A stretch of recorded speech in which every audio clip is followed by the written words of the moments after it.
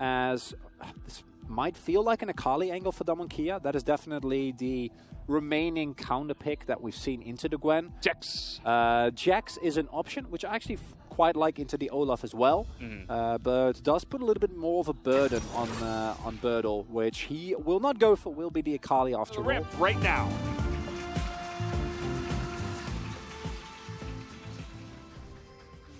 What fights they pick, than it is in the strength straight up of the 2v2 as...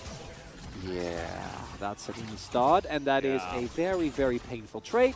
Engage on the bottom side. We're going to trade CC as there is Canyon right on the top side, and Keen is dead. First blood given over to the Horsey, who is feeling pretty good about this. And yeah, I mean, like you were saying, I think maybe just didn't show respect to the game. By the way, 6-0. That there is going to be some pressure here.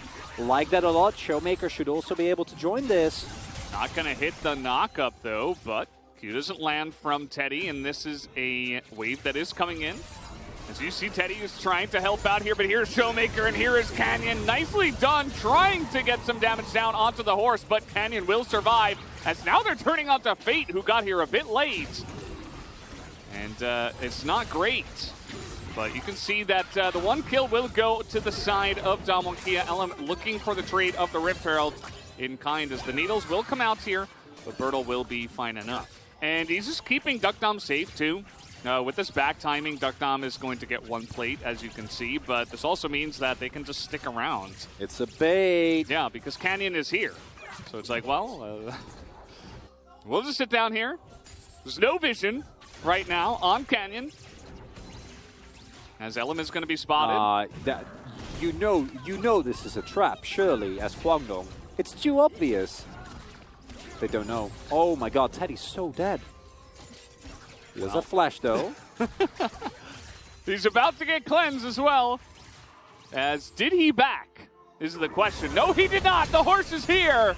And over the wall he goes. And this is the hard engage that you pick Rakan and Hecarim for. And you love to see Dalmon using it in that fashion. They're able to get the kill right before the Cloud Drake as well, which will put any, Olaf taking all the objectives off the map, dreams goodbye. They'll put that to sleep, and Damonkia will get a nice lead. That's just a perfect example of the power of Hecarim right there. And it's something that might give Fate a little bit more longevity. It's obviously going to be really good for Teddy if he wants to make big plays, and this is exactly what you need to look for. Okay, they're trying to get on top of the Akali here, and the Everfrost comes in as one more Undertow will get the job done. That is a very nice collapse up onto Birdle. It looks like he was very much caught off guard by that play. And yikes. That's not a good trade, unfortunately. Yeah. I do wonder where Oh, and Dom, they are looking for actually kills in the mid lane as well. They are diving Ileona. The teleport is going to be denied as, okay, stopwatch. Not quite as much value this time around, but, you're still a good item. Damonkia, they get the Leona, and they will get the Infernal Drake, and just be fast. Speaking of which, what happens when you have absurd amounts of dive against Aphelios? This is what happens. He has to flash away. He does hold on to his cleanse. The Moonlight Vigil, though, is going to sail wide, as Teddy was expecting them to back away. This is a crucial fight because the Infernal is about to spawn, and it just did. That's going to be Soul Point. Miracle Seal, Alan, come on. You got to go for it. No. Oh, wait, he is. Here he comes. Over the top, and Dalman, sticking around, but that's going to be Smite going to Elam. They're sticking around, but not committing to that one, as now the engage comes in. Down will go Canyon, as Fate and Keen are able to burst him down. And it was almost like Damonkia were just like, no, we absolutely do not want to fight you at this point. And I do think it makes sense. That's one of the risks that you take as Dalman if you fight here, where your victory isn't 100% assured. It can backfire. You did use a lot of ultimates in an attempt to go after Teddy. But at the same time, I think they didn't need to be as scared as they were there. Key thing there, of course, is that with Reckless Swing, Olaf always going to have a really big edge in these type of smite fight situations. So very nicely done by Kwangdong. And someone playing this so respectfully. Remember that they have Hecarim, Rakan, TF. They have so many buttons that they could press. They are still waiting.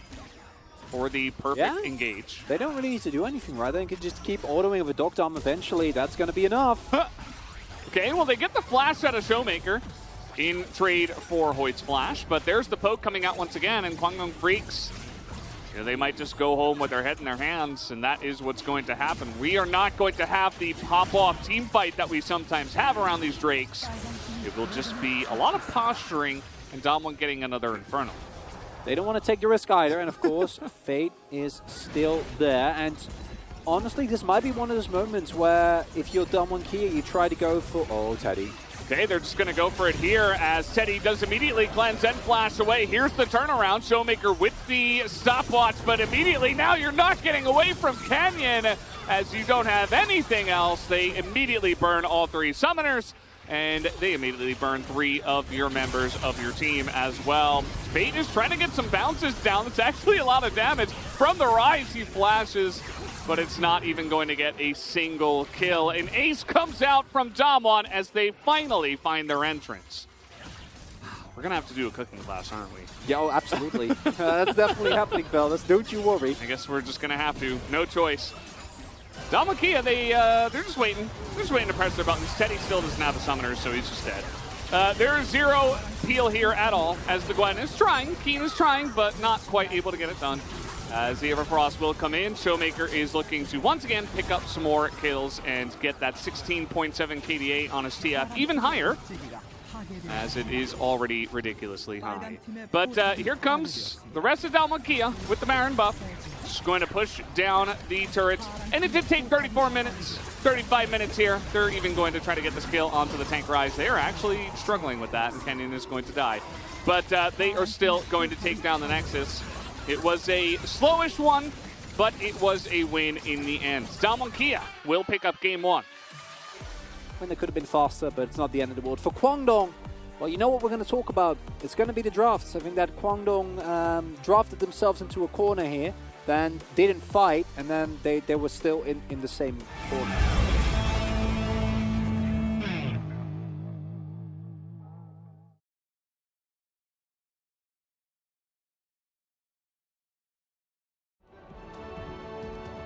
Could do it here, you know. Just a suggestion. Bertle's playing. It's good. It's good into Tryndamere. All right. It's really good into immobile carries. Okay. Yeah. Nocturne is locked in. Someone get Vedius on the phone. Not sure. You know, there's. I suppose it could go top. It could go jungle. Let's wait and see where it will be locked in. Has Callan for backup as well. I think that's exactly it. This time it's Nocturne and Rakan rather than Hecarim and Rakan. Yes. This is a really nice invade. Well done by Kwangdong. Definitely. I love the emote game from Kellen, though. Yeah. Got to shout him out. I think that was fantastic. There's a lot of damage going into Elm right now. You see that Duckdom is just focusing him down, and there's the knock-up now onto Hoyt for the level Smite. 2. Smite will go down to Ellen, though, as the flash will come in. Canyon looking for more. He's going to trade his own flash for a couple of the enemies. And we'll see where he does return to after that. No flash here on Hoyt. No. Here's the knock-up as Hoyt is dead. Teddy in a little bit of trouble as well. He has to flash away. As an unfortunate mistake, getting a little bit too close to the tower, ended up on the other side of Duckdom, and he got punished. That's not good. That is kind of heartbreaking, I'm not going to lie. Because that lane would have been completely fine. And you would have been able to maybe find some pressure points there. The one saving grace is Teddy didn't die, but the wave is frozen, and he's not going to be able to get any of this CS. And Dogdom didn't get the kill, but like if I feel like I'm reaching for upsides, that's why you know the situation is real bad, Veldis. That's not a good sign. Chronicler's generally very good with pulling out all the. Even a really awkward spot. Canyon is coming up here. Close, and there is a ghost and an ignite. They're trying to get onto Bertle here as he will just dash away. Elam not comfortable to jump into that one. The Ignite went down onto Keen, so he had to back away. That could have been a kill. That could have been a bit more of a disaster. That ward. I mean, he's learning. Them wards being used there as Canyon is here, trying to force the ult out of Keen. Not quite going to get that done as, ooh, a little bit of extra damage there on the backside. Cool Showmaker. He's on his way. Yeah, he is. And this should be called out from Fate. But they're staying. Still ultimate available on Keen. You can see they're not looking to dive or anything like that, so they're still taking their time with this one. TF also on the way up to the top side. Fate with the Destiny Gate available. Needles will come out here just to clear the wave. Setup could have lost either team.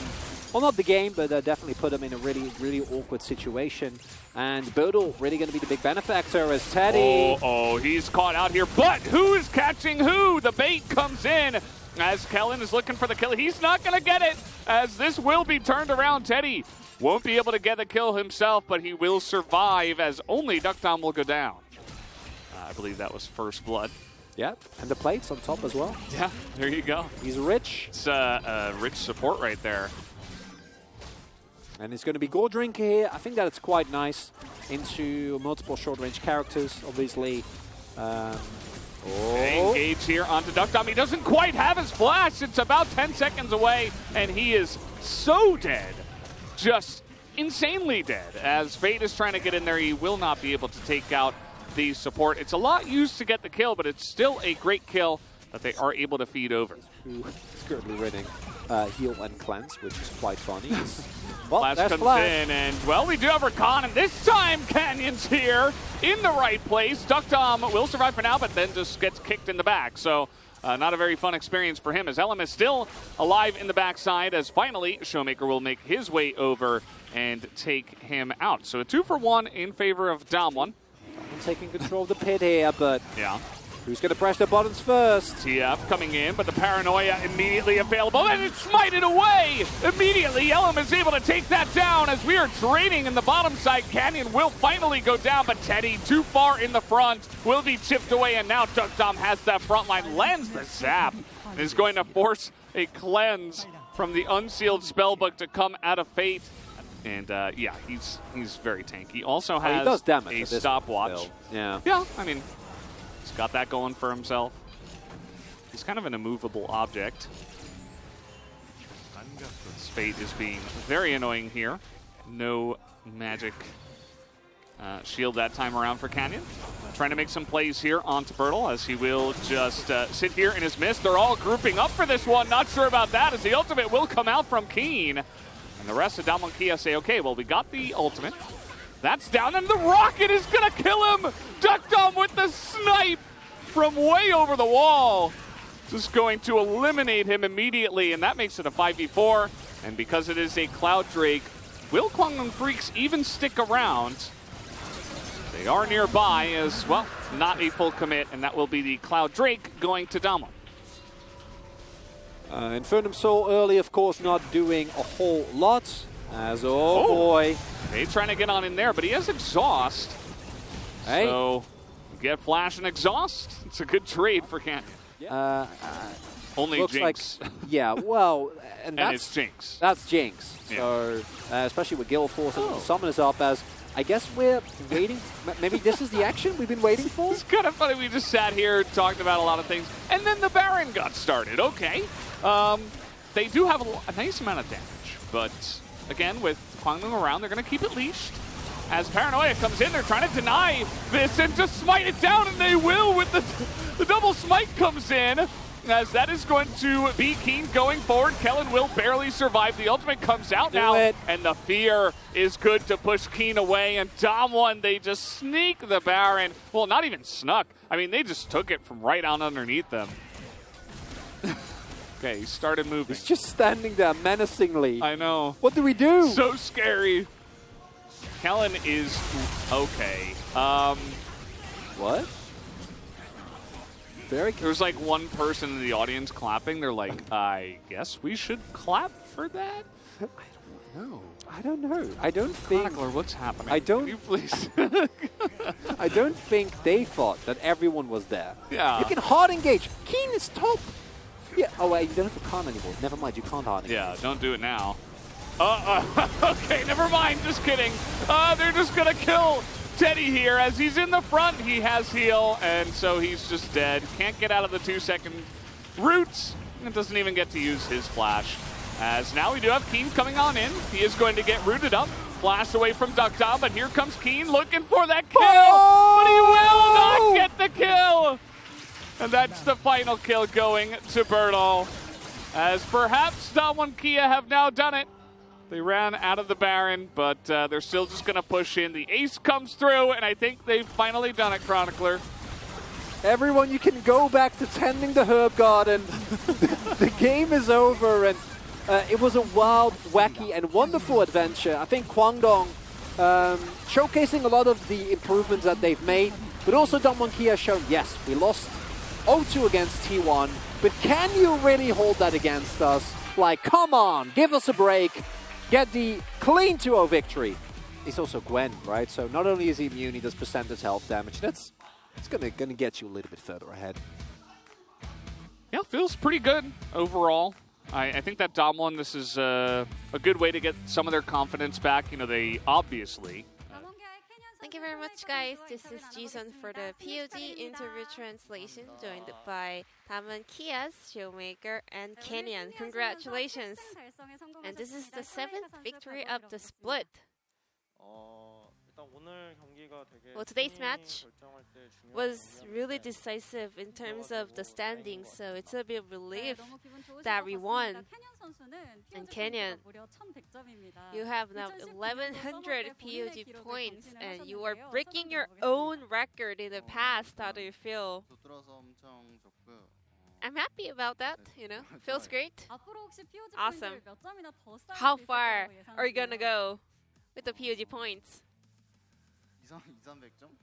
I don't know, maybe 2 or 3 more? And recently, Kwangdong Freaks was on a hot streak. They climbed up to the 5th place currently. So what was the mindset heading into this matchup against Kwangdong? First off, you know, we won the previous Kwangdong series in round 1, and we were pretty confident, so we just wanted to play as we normally do. And Kenyan, I want to ask you about what happened in game. You were camping in bot for about a minute, and then you finally grabbed a kill on Teddy, and that was one of the most significant kills in that game. First off, you know, looking at the opponent's comp, you know, we kind of realized that 5-on-5 clash is not a thing for us. And Aphelios, he had a little bit of a cooldown left for his cleanse, so I wanted to force a fight or skirmish down on the bottom lane. But I kind of realized that once I kind of went over him, he actually had cleanse. I was a little bit surprised, but still we were able to secure the kill. I think I stayed there for about 40 seconds. Didn't know it was about a minute. I don't really normally do that, but I wanted to, you know, make a play on bot. I guess you're confident about securing the kill, right? Yeah, as long as, you know, because we had recon as well, so it was a pretty safe kind of play. And today was a day for Hecarim. You know, Peanut was having a great game on Hecarim in the first match, and Kenyan, you are also picking up a POG and Hecarim as well. Do you think this pick is the first pickable? Over in the LPL, I think he's a go-to blind pick, but I'm pretty sure we're playing on a different patch. But still, yeah, Hecarim is a very viable pick right now. How was the results during scrims on Hecarim? Because we get to play more aggressively in scrims, you know, Hecarim even had better games.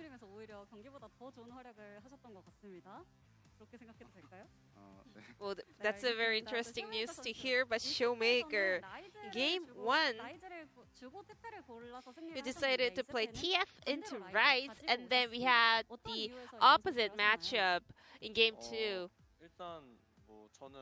First off, you know, I'm confident in both picks, you know. In Game 1, you know, it was the opponents who first picked Rise, so I just had something that was left. In game 2, looking at their comp, I think Rise could do better, so we decided to play Rise. Then what's your thought on Rise TF matchup on mid? I think they just during the laning phase, Rise has the edge over TF, especially for example today I was not able to get a kill at level 3, which looked pretty easy to secure, so I guess Rise has a slight edge over TF.